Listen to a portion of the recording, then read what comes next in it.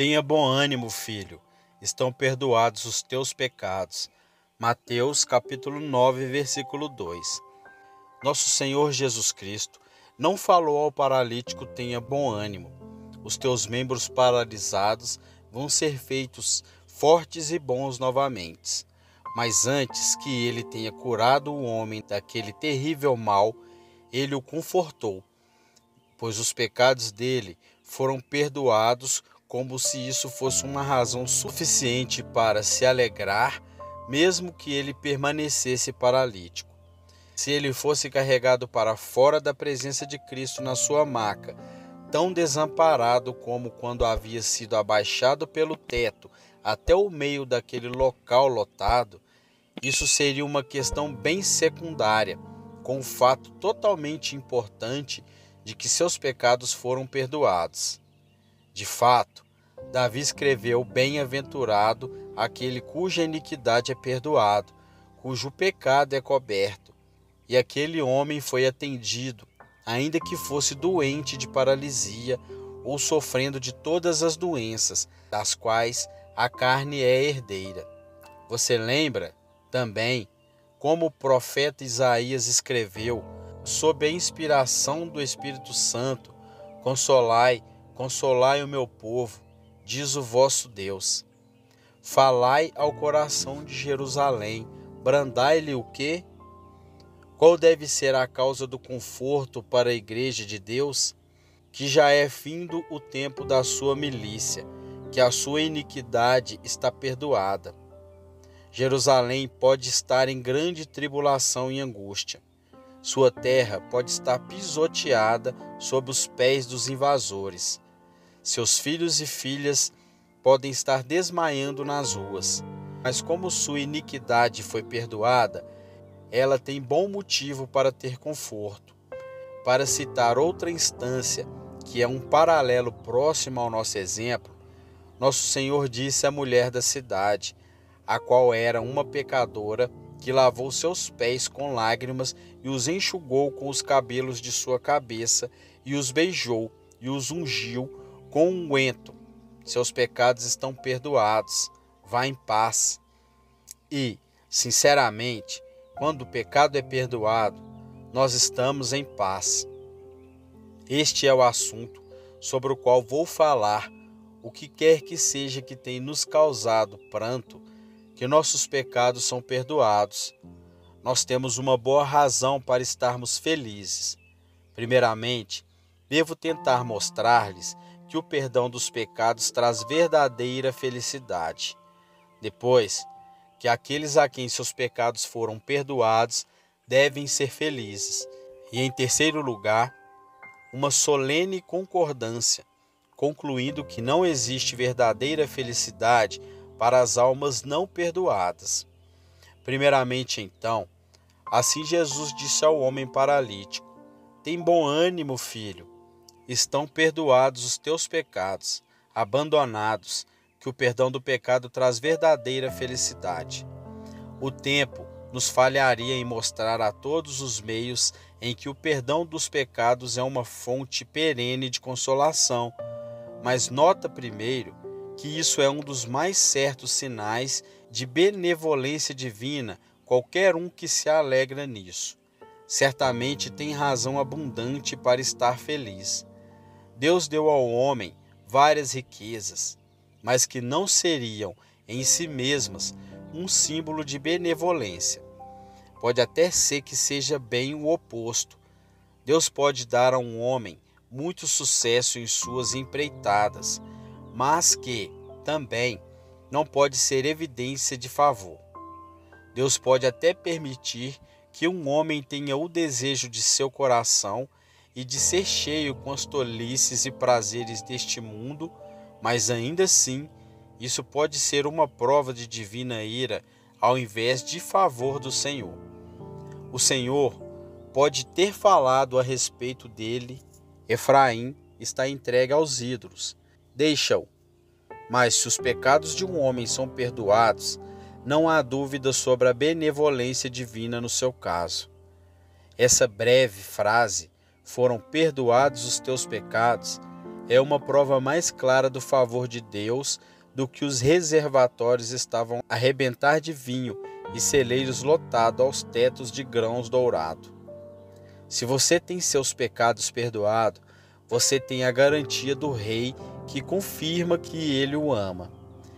Perdão de pecados também é uma prova de eleição divina, não meramente um sinal e prova de uma dádiva de Deus ou consideração favorável, mas uma evidência daquele antigo favor, o qual Deus teve em seu coração para com seus escolhidos desde a eternidade. Existem muitas misericórdias comuns que Deus dá livremente para todos os tipos.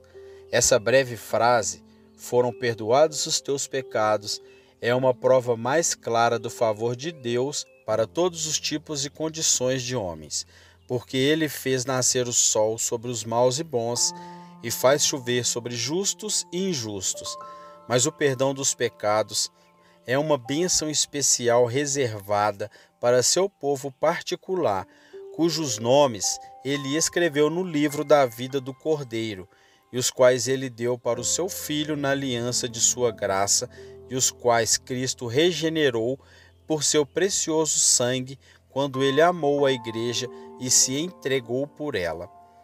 Essas são as pessoas nas quais Deus tem particular prazer, e esses são aqueles dos quais os pecados são perdoados por amor de Cristo.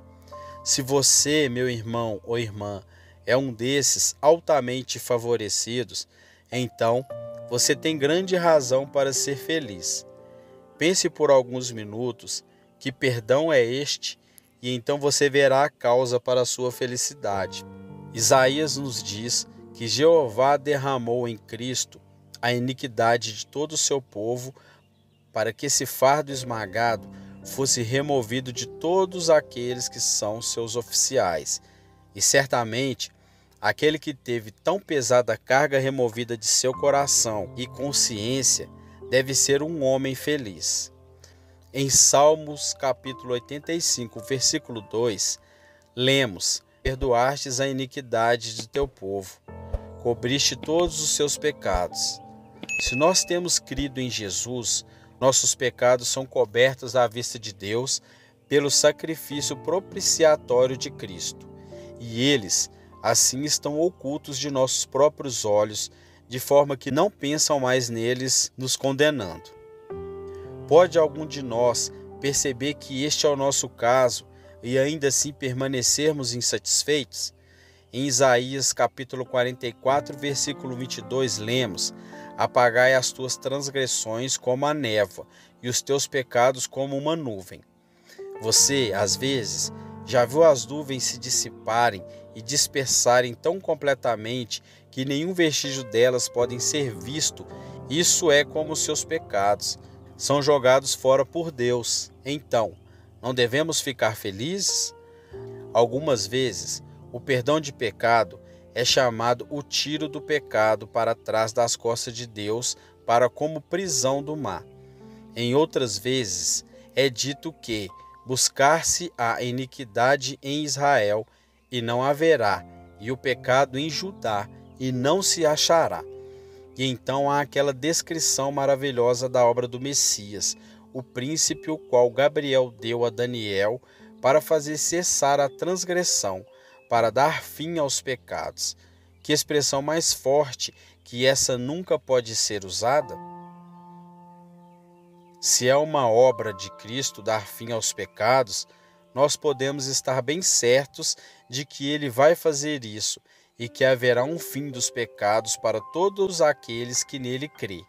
Portanto, observe também que o perdão de pecados muda completamente a posição do homem em relação a Deus. Antes de ser perdoado, ele estava na posição de um homem condenado à ira de Deus permanentemente sobre ele. Se sua consciência estivesse despertada e iluminada pelo Espírito Santo, ele sentiria que a espada da justiça divina está desembainhada e pendurada sobre sua cabeça, à distância de um único cabelo. Lembro-me bem o tempo quando nem de noite ou de dia eu tinha paz e conforto. Eu sabia que Deus devia estar furioso comigo por causa dos meus pecados e que eu já estava condenado, pois eu não cria salvificamente no seu Filho unigênito. Mas no momento que os pecados de um homem são perdoados, seu espírito começa a se alegrar em Deus, seu Salvador. Então seus dias são cheios de paz e ele pode adormecer à noite sem temer a morte, mesmo que seu sentado em silêncio venha antes que ele acorde. Ele não é mais escravo do pecado e de Satanás, mas é um homem livre em Cristo Jesus. Ele não é mais um rebelde, se escondendo aqui e acolá para evitar ser preso pelos oficiais da justiça divina, mas ele está bem-vindo como filho do próprio rei e recebido com braços amorosos no peito do seu pai. Certamente não existe maior conforto sob o céu do que a pena de pecados perdoados e de reconciliação com Deus pela morte de seu filho. Em uma corte humana, aqueles cujas vidas dependem do favor de um monarca sentem que sua soberania olha severamente para eles. Sua posição é perigosa e toda sua alegria é dissipada. Mas quando ele se aquece novamente no raio de sol do sorriso soberano do monarca, pois seus pecados foram perdoados, então sua vida é mais uma vez cheia de alegria. Assim mesmo é conosco nos dias passados. Estivemos debaixo do olhar severo de nosso grande Senhor e Rei, e estávamos em completa miséria, quase em desespero. Mas agora que seu sorriso descansa sobre nós, ele já nos perdoou de todas as nossas transgressões, nós podemos cantar, sim, e até dançar com alegria no coração, pois dos nossos pecados e iniquidades ele não se lembrará mais para sempre. O perdão de pecado também muda tudo ao redor daquele que foi perdoado. Aquele é um terrível texto das Escrituras. Amaldiçoarei as vossas bênçãos, e já as tenho amaldiçoado, e muitos homens têm percebido nas suas próprias vidas essa verdade divinamente declarada. O mundo inteiro, desde que seja leal ao seu grande Criador, torna-se ao contrário até que é inimigo de Deus. Assim como até as estrelas, nós estivemos debaixo do olhar severo de nosso grande Senhor e Rei, e estávamos em completa miséria, quase em desespero. Mas agora que seu sorriso descansa sobre nós, e ele já nos perdoou de todas as nossas transgressões, nós podemos cantar, sim, e até dançar com alegria no coração. Pois dos nossos pecados e iniquidades ele não se lembrará mais para sempre. O mundo inteiro, desde que seja leal ao seu grande Criador, torna-se o contrário, até que é inimigo de Deus. Assim como até as estrelas nos seus caminhos lutaram contra Cícera. Mas para o homem que está em paz com Deus, nós podemos dizer como ele disse para Jó, pois até com as pedras do campo terás a tua aliança, e paz as feras do campo esperarão em ti. Paulo não estava nem intimamente exagerando quando escreveu que todas as coisas cooperam para o bem daqueles que amam a Deus, aqueles que são chamados segundo o seu propósito. A libertação dos pecados para o perdoado causa tal mudança em tudo ao seu redor que as coisas que ele estava acostumado a considerar como maldições agora parecem para ele como bênçãos, assim como antes de suas bênçãos, como ele as chamava, foram transformadas em maldições. Abençoado é aquele que tem seus pecados perdoados.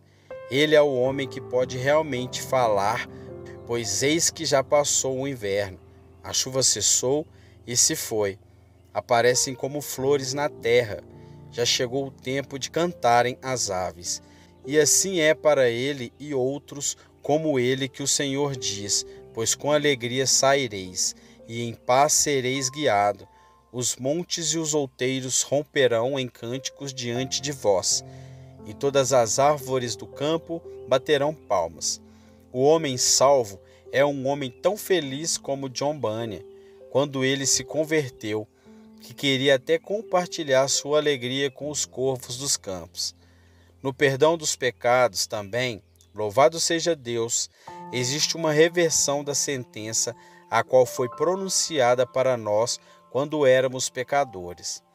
Ao falar desse grande fato, não posso evitar de me lembrar do tempo quando eu poderia ter dado alegremente meus olhos ou qualquer outra coisa que fosse querida por mim, se eu pudesse ter certeza de que meus pecados foram perdoados. O horror da ira vinha enchendo meu espírito e eu não sabia o quão rápido seria invocado para aparecer diante do tribunal de Deus para ouvir a sentença de que meus pecados tinham mérito. Eu senti que desejava o jazer na prisão e não ter nada a não ser pão e água para meu sustento, se eu somente pudesse ter meus pecados apagados.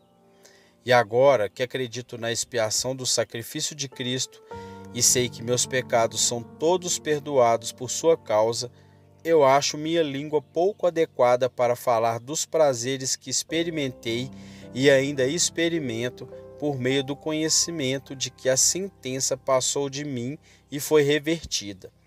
E então agora, ao invés de temer que os embarcadores da justiça divina me prendam e me arrastam para a prisão eterna, eu me uno a Paulo no seu desafio triunfante aos céus, terra e inferno, e clamo: quem tentará acusar contra os escolhidos de Deus? É Deus quem os justifica. Quem os condenará? Cristo Jesus é quem morreu, ou antes, quem ressurgiu entre os mortos, o qual está à direita de Deus e também intercede por nós. Não existe inferno para o pecador perdoado. Deus pode castigá-lo como Pai amoroso, mas ele nunca o irá condenar como seu juiz. Nenhuma ira penal pode cair sobre ele, pois é contra a regra justa de Jeová de não punir aqueles a quem ele absolveu. O dia da ira passou dele, e sua porção agora são a felicidade indizível e bem-aventurança, a qual irá culminar em indescritível alegria e glória para todos sempre.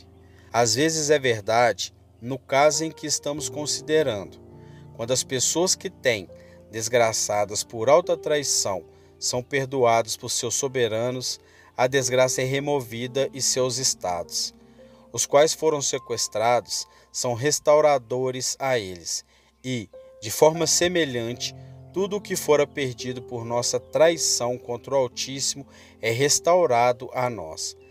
É verdade que nós não encontramos um paraíso literal como o que Adão esteve, mas nós podemos andar com Deus perto bastante, como Adão um dia andou. E na pessoa de nosso Senhor e Salvador Jesus Cristo, podemos ter comunhão mais próxima que o nosso primeiro pai desfrutava no seu estado ainda não caiu. Nossa alma tem frutos para se alimentar, dos quais Adão nunca provou. Nós bebemos de uma fonte cujas correntes são mais preciosas que o rio que molhava o jardim do Éden. De fato, nós frequentemente cantamos em Cristo. Os filhos de Adão exultam, mas bênçãos do que seu pai perdeu, Cristo restaurou para nós todas as coisas que perdemos pelo pecado e adicionamos novas bênçãos, as quais Adão nunca teve. Então agora nós, como doutor Waltes tutelar, todas as coisas são nossas as dádivas de Deus. A compra do sangue do Salvador, enquanto o bom Espírito nos mostra como usar e melhorar-lhes também.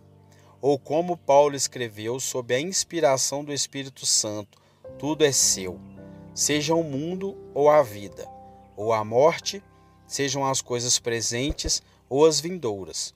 Tudo é vosso, e vós é de Cristo, e Cristo é de Deus.